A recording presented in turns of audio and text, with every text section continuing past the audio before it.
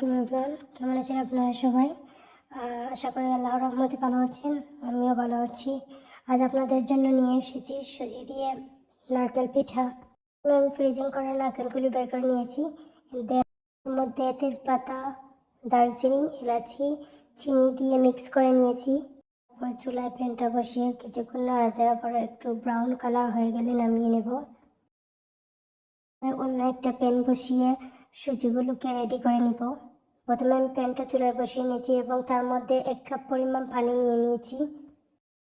আপনাদের পরিমাণ মতো নিয়ে নেবেন। তারপর আমি তেল দিয়ে দিয়েছি। তেল দিলে পাত্রের গায়ে আটাগুলো লেগে থাকবে না, যার কারণে আমি তেল দিয়ে দিয়েছি। তারপর 1 চিমটি লবণ দিয়ে দিয়েছি।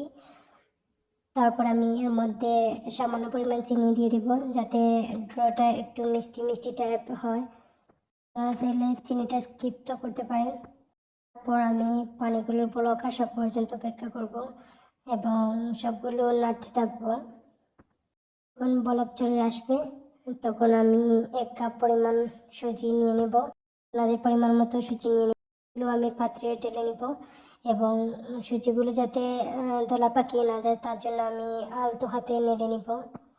সুজিগুলোকে আমি ভালোভাবে মিশিয়ে নিচ্ছি এবং সুজিগুলো হয়ে যাওয়া পর্যন্ত আমি অপেক্ষা করব এবং এর মধ্যে কিছুটা ময়দা মিশিয়ে নিচ্ছি এবং ময়দাগুলোকে ভালোভাবে সুজির সঙ্গে মিশিয়ে নেব এবং যতক্ষণ পর্যন্ত আমার ডোটা পুরোপুরি রেডি হচ্ছে ততক্ষণ পর্যন্ত নাড়তে থাকবো এবং হয়ে যাওয়া পর্যন্ত অপেক্ষা করব।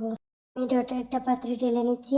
আমি হাতে সামান্য পরিমাণ তেল মাখিয়ে নেব যাতে আমার সুজিগুলো হাতে না লেগে থাকে। তারপর আমি আলতো হাতে ড্রগুলোকে মাখিয়ে নেব ভালোভাবে, যাতে কোনো কোথাও দলা পেকে না থাকে, স্মুথ একটা ডো তৈরি হয়। তারপর সবগুলো পিঠা যাতে একই মাপের হয় তার জন্য আমি গোল গোল করে ড্র করে নিব। এখন আমি এর মধ্যে কিছুটা নারকেল নিয়ে নিচ্ছি। আমি শেপটা দিচ্ছি, আপনারা লক্ষ্য করলে বুঝতে পারবেন। একটু সুন্দর করে খেয়াল রাখলেই বুঝতে পারবেন আমি কিভাবে এই শেপগুলো দিচ্ছি। তারপর আমি একটা চামচের সাহায্যে ডিজাইন করে নেব। সত্যি অনেক সহজ, আপনারা যে কেউ চাইলেই সহজে বানিয়ে নিতে পারবেন। চামচের গোড়া দিয়ে আমি শেপটা করে নিয়েছি। খুব সুন্দর একটা ফুল হয়ে গিয়েছে। পরে আমি সবগুলো ফুল রেডি করে নিয়েছি।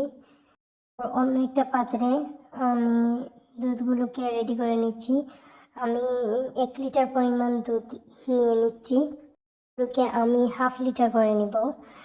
আমি তেজপাতা, দারচিনি, এলাচ, এরপর চিনি, সামান্য পরিমাণ লবণ দিয়ে নিয়েছি। আপনারা আপনাদের স্বাদ মতো নিয়ে নেবেন। নাড়তে থাকবেন দুধ যাতে তলানিতে না লেগে যায়। একটা প্যান বসিয়ে নিচ্ছি, এর মধ্যে আমি তেল নিয়ে নিচ্ছি।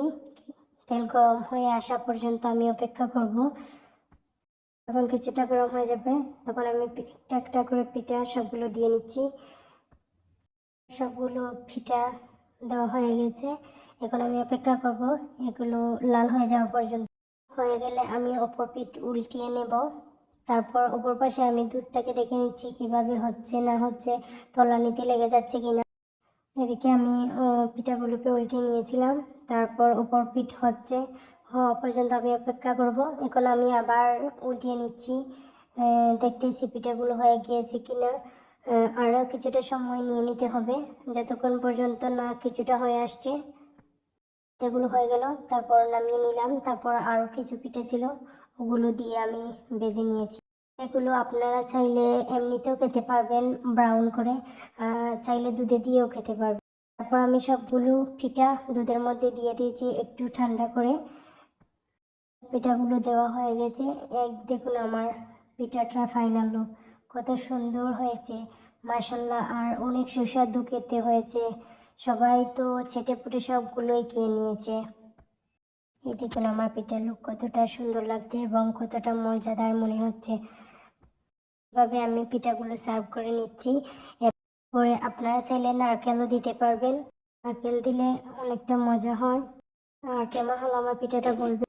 লাইক, কমেন্ট, শেয়ার এবং সাবস্ক্রাইব করতে ভুলবেন না। আল্লাহ হাফেজ।